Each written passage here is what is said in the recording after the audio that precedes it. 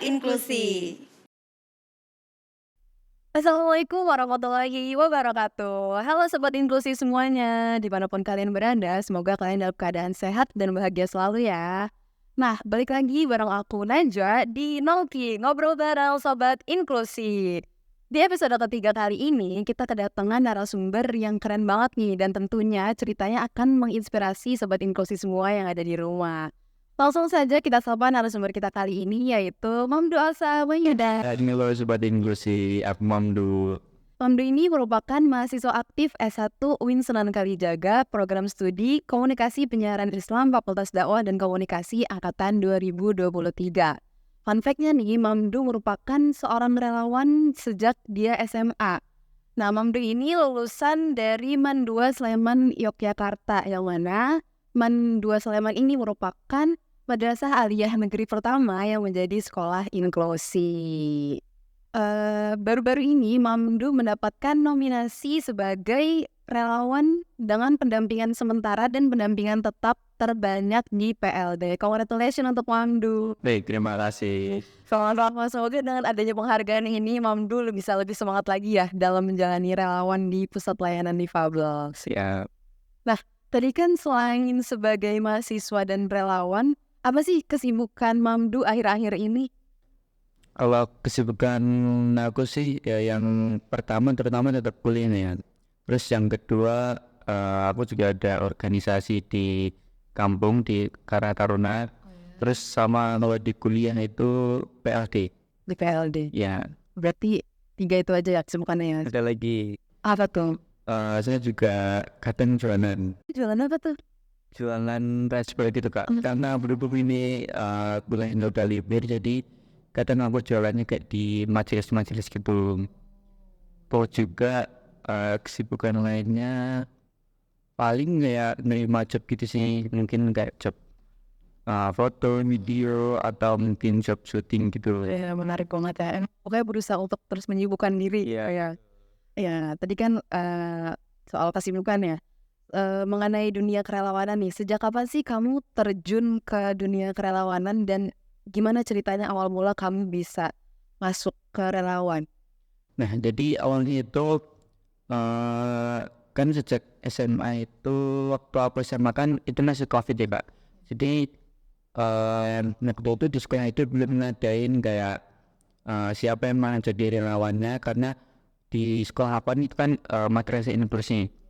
Jadi waktu COVID belum ada yang untuk ditunjuk siapa yang mau jadi relawannya karena masih daring. Nah, semenjak kelas 11 semester 2 itu saya sama teman saya waktu itu ada urusan menemui wali kelas. Nah, pada saat itu kan udah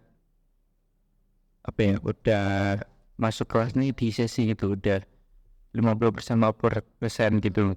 Nah, waktu itu pada saat aku nemuin wali kelas itu saya ditawarin gitu untuk jadi relawan gitu. Dan Mbak, kalian saya masih takut gitu, masih aku ini nanti ngapain aja, ini nanti gimana ya cara ngedampingin temen-temen ya, dan jawab itu awalnya ya sama temen masih bingung gitu. Terus akhirnya kayak ya udah apa coba aja, kayak walaupun masih ada keraguan gitu ya, masih banyak takutnya gitu, tapi ya sambil belajar nanti pasti bisa sih. Nah, terus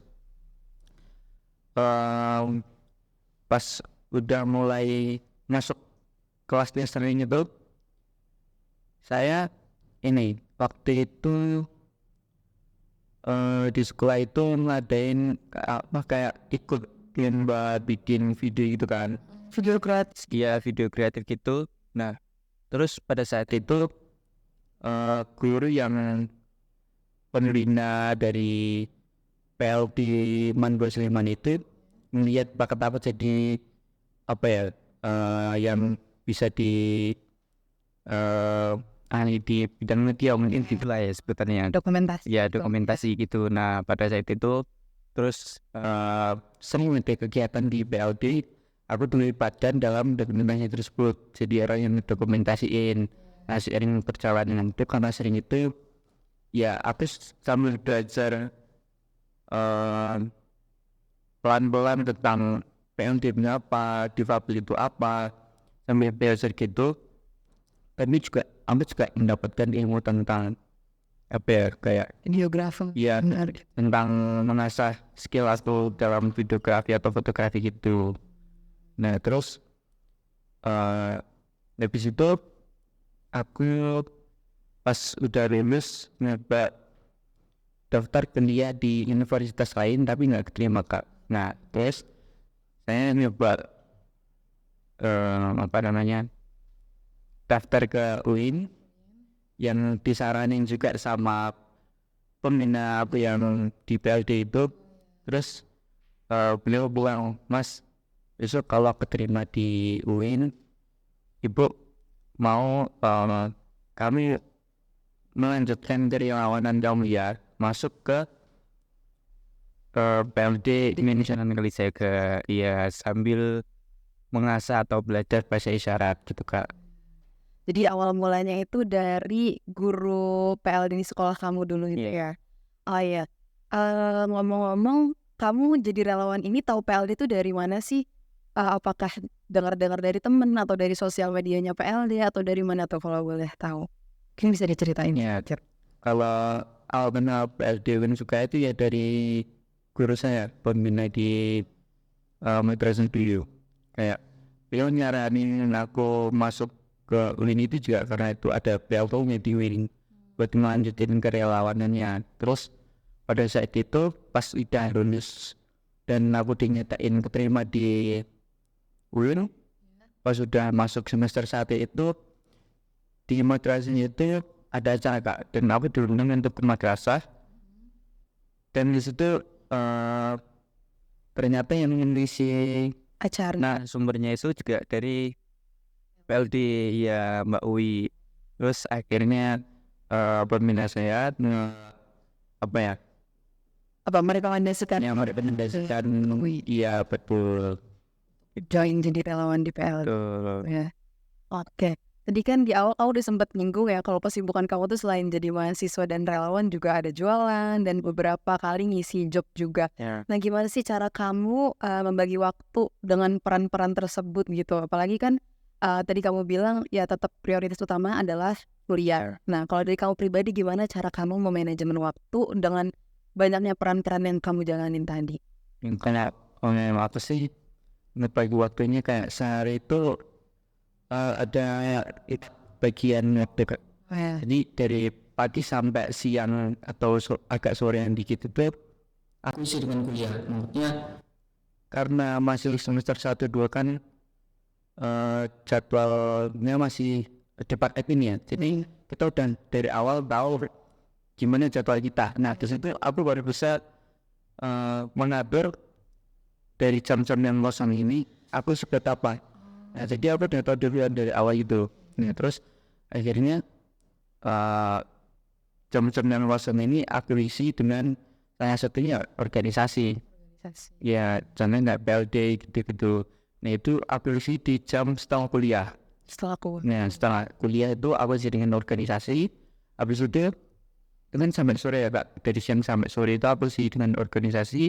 Sore sampai malam itu ada isi buat kayak belajar, buat santai-santai dulu, istirahat. Dan dari malam sampai pagi buat istirahat, buat tidur gitu Kak. Karena juga kesibukan depan juga yang kalau jualan atau ngejab itu kan juga setiap hari ada gitu kan. Iya, jadi aku juga masih bisa apa ya kayak menentukan kayak semisal kalau besok nggak ada ya udah nggak apa-apa nih itu buat istirahat. Kalaupun ada ya aku tinggal ngisi ini aja waktu yang tepat untuk jualan itu. Jadi masih bisa berada yang tertata gitu. Berarti sebelum ini belum sampai keteteran gitu? Iya belum pernah. Kepegang semua ya? Keren banget. Kan selain sebagai pendamping tetap, kamu juga sebagai pendamping sementara ya? Iya. Nah, itu dalam sepekan kamu berapa kali biasanya ngambil pendampingan sementara? Kalau untuk semester 1 itu karena aku masih apa istilahnya masih observasi, masih ngeliat Maksudnya ya mengamati PLD itu gimana dan pendampingan itu gimana. Jadi aku itu apa ya, pada semester 1 itu aku masih ngambil pendampingan sementara. Jadi seminggu itu mbak dulu ada berapa pendampingan, jadi kayak ya itu semutnya aku semaunya aku, semisal ada ya, misal ada dan aku bisa aku ambil buat ngisi ke kosongan itu. Nah kalau udah semester 2 kayak gini aku bisa menetap karena itu jadwalnya udah bacain dari awal ini pasti dan aku udah tahu, jadi enak dengan jadwal ini lebih tertata gitu. Saat ini sih aku dalam seminggu ambil 4 kali pendampingan tetap. betul. Ya, Kalau yang sementara itu belum pasti gitu ya. ya kalau sebentar pun kalaupun yang ada dan aku materi kosong itu biasanya aku ambil sih. Oke. Nah, kamu kan jadi relawan udah lumayan lama ya, dari kelas berapa? Semester 2. Jalan 3 tahun gak sih? Kemungkinan ya. Ya jalan ya udah 2 tahun lebih lah ya. Gimana sih pengalaman kamu jadi relawan dari SMA sampai kuliah? Mungkin bisa diceritain pengalaman pas SMA-nya dulu, habis itu baru kuliah atau ya digabung juga. Kalau pengalaman itu banyak ya kak, yang aku dapetin yang pertama dari awal dulu masuk dulu dari awal di madrasah itu, pengalaman itu ya tentunya dari aku sendiri yang aku dapetin, aku bisa mengasah itu skill aku dalam dokumentasi, contoh kayak videografi, fotografi, karena waktu itu memang aku dijadiin di bagian untuk dokumentasi di acara-acara kalau di BLG itu ada gitu. Terus yang kedua aku juga jadi bisa tahu tentang apa itu pendampingan, tentang bagaimana cara apa ya mengatasi atau berkomunikasi dengan teman-teman difabel gitu. Terus juga jadi banyak sih dapat pengalamannya. Kalau di Uin sendiri ya tentunya dengan hal baru yang aku belum tahu sama sekali ya, belum pelajari sama sekali tentang bahasa isyarat, itu berguna banget dan bermanfaat banget buat aku. Kayak ini satu hal baru, ini kayak bahasa isyarat tuh nggak gampang gitu, mahal gitu ya. Ini kayak benar-benar aku bersyukur kayak ini sebuah kesempatan ya Yang harus harus dimanfaatin benar-benar gitu. karena nggak semua orang punya peluang untuk belajar bahasa isyarat. Ya Gitu. betul. Nah, jauh ini ada nggak sih pengalaman yang berkesan selama kamu jadi relawan? Pengalaman yang berkesan Atau semuanya flat aja nih? ya lumayan banyak sih, tapi buat aku ya apa ya, dan mungkin itu juga reward dari Tuhan gitu ya. Maksudnya aku bisa menjalanin pendampingan aku atau kerelawanan aku ini bisa terus berlanjut atau semangat atau mungkin hidup aku jadi sehat lancar gitu ya, mungkin dari membantu mereka lah.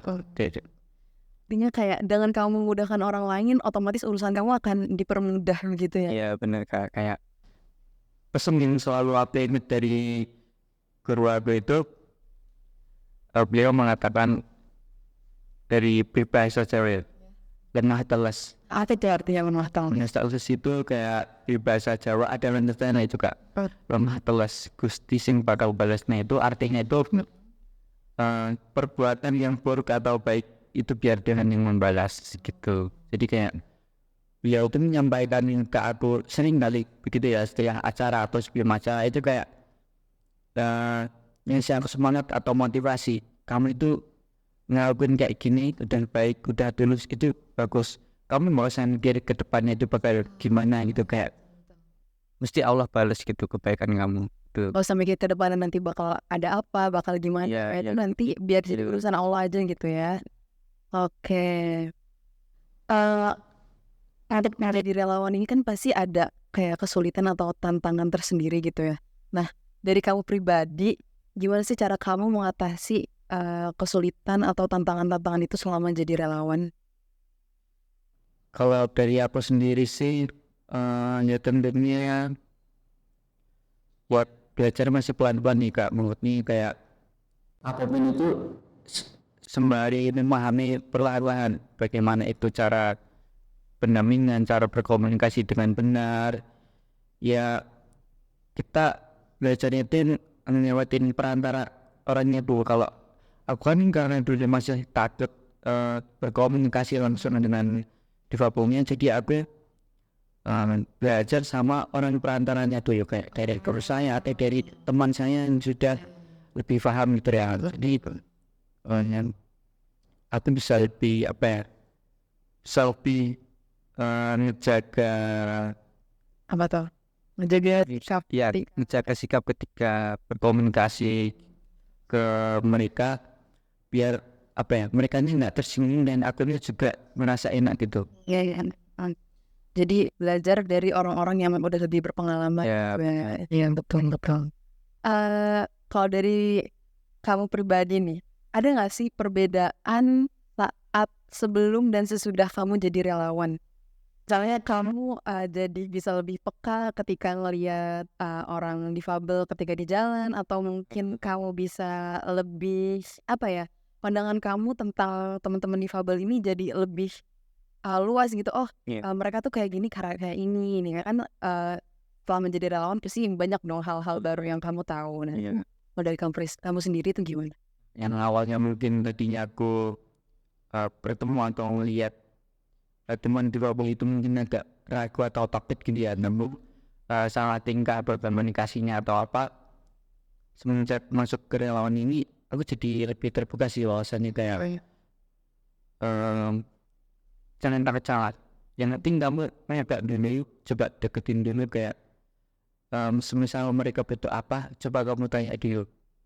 Jadi aku kayak semenjak masuk ini kayak lebih peka, kayak oh ini tuh mereka lagi butuh bantuan, aku deketin, aku tanyain, mereka tuh kayak nggak butuh bantuan, kayak aku tuh jadi tahu tuh apa maunya mereka, apa ya, apa yang mereka butuhin. Semenjak masuk itu jadi paham mengenai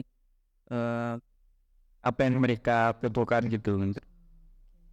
Ya tadi kan perbedaannya itu kamu jadi lebih ini ya, terbuka gitu ya wawasannya, terus juga jadi bisa lebih peka sama teman-teman yang difabel gitu. Terus kalau kamu jadi relawan ini, ada nggak sih temen yang nanya ke kamu tentang gimana sih kerelawanan itu? Terus ada nggak dari mereka yang terus tertarik karena dengar cerita kamu selama jadi relawan itu begini dan begitu gitu? Ya, dan ini ada Kak, mereka kayak lebih penasaran sih, gimana sih kok kamu bisa deket-deket sama mereka, kok bisa berteman sama mereka, terus juga gimana sih cara mendampingi mereka berkomunikasi dengan baik, tanpa takut salah atau canggung gitu kan. Mesti ada temennya kayak teman aku tuh ketika melihat aku mendampingi mereka, atau mereka tahu keahlianku dalam mendampingi atau berkomunikasi sama temen netra atau yang difabel itu, mereka kayak tanya, kok kamu bisa sih kayak gitu, kok kamu bisa sih bahasa isyarat kalau di sini ya. Ya mereka jadi tertarik, kayak aku ngeritain awalnya gimana, ngeritain susah senangnya gimana. Ya, mereka jadi tertarik, kayak ya benar-benar itu keren gitu, mau apa ya, kayak sebuah yang ngerain kamu itu bukan kamunya tapi Allah kayak hati ya, kayak gitu ya. Nah, karena emang nggak semua orang ya dapat privilege untuk digerakkan hatinya buat jadi relawan, apalagi ke teman-teman yang difabel. Kadang kita kan juga perlu apa ya, cara khusus untuk berkomunikasi ya, dan nggak semua orang bisa gitu ya. Ya benar. Oke, kalau ada nggak sih dari kamu pesan untuk relawan dan harapan untuk diri kamu sendiri ke depannya? Kalau pesan aku buat teman-teman relawan ya umum ya, jangan pernah takut mencoba. Kamu ya pelajari dulu apa ya, apa yang kamu mau lakuin, pelajarin dulu, apa pelan-pelan sambil seiring berjalannya waktu itu nanti bakal bisa sendiri kok. Kayak yang penting kami mau dulu ya. Yang kedua kayak jangan terpaksa, karena kalau yang terpaksa itu nanti kedepannya kayak merasa nggak enak atau merasa apa ya, udah aku malas, udah aku nggak mau, kayak capek gitu. Karena ya relawan itu ya ada capek, karena ya rela, kita harus rela untuk apa yang kita keluarkan gitu. Jadi tetap harus semangat sih, harus mau dulu kuncinya, ya jangan terpaksa gitu. Kalau pesan untuk aku diri sendiri ya, dan mungkin kedepannya bisa lebih istiqomah dan terus bisa lebih memperdalam tentang cara penanganan yang baik itu gimana, tentang komunikasi yang benar ke teman-teman difabel itu gimana, terus juga apa ya, mengertiin mereka. Maksudnya itu kayak kita harus apa ya, istilahnya kayak membangun chemistry, ya membangun chemistry supaya komunikasinya tuh enak gitu. Karena pernah aku tuh kayak salah komunikasi atau apa ya, salah Salah apa tuh? bersikap Salah ya, karena ya awalnya yang tadinya aku takut tuh kayak karena takut berkomunikasi, tapi tetap aku ngajar aja gitu. Tapi ternyata itu dia salah, kayak ya pelan-pelan dulu kita komunikasi dulu, kita cari tahu dulu, kita perkenalan dulu ke merekanya, apanya gimana gitu sih. Itu keset buat diri aku sendiri. Oke, menarik banget ya. Seru banget ya Sobat Inklusi, perjalanan Mamdu menjadi seorang relawan. Nah, buat Sobat Inklusi di rumah yang masih ragu untuk join jadi relawan PLD setelah dengar podcast ini, jangan ragu lagi ya. Karena jadi relawan itu bakal seru banget kayak tadi yang diceritain sama Mamdu. Selain kita mendapatkan relasi baru, kemudian nambah wawasan terkait teman-teman difabel dan juga menebar manfaat untuk sesama. Nah, buat Sobat Inklusi yang tertarik untuk join jadi relawan di Pusat Layanan Difabel, bisa langsung aja datang ke Gedung Rektorat Lama di lantai 1. Nah, bisa juga teman-teman kepoin di Instagram kita di @pldwinsuka dan @podcastpld. Nah, gak kerasa ya kita udah ngobrol panjang lebar tadi sama Mamdu dan insight-nya cukup banyak. Tadi awalnya dia sempat merasa takut untuk komunikasi sama teman-teman difabel, kemudian dia memberanikan diri untuk terus mencoba, dan akhirnya sekarang dia masih stay di dunia kerelawanan. Nah, untuk Sobat Inklusi di rumah, jangan lupa untuk like, comment, dan share video episode Nongki kali ini, dan juga jangan lupa untuk drop komen next siapa yang bakal kita undang di Nongki selanjutnya. Jalan-jalan ke Bekasi cukup sekian dan terima kasih. Wassalamualaikum warahmatullahi wabarakatuh. Dadah.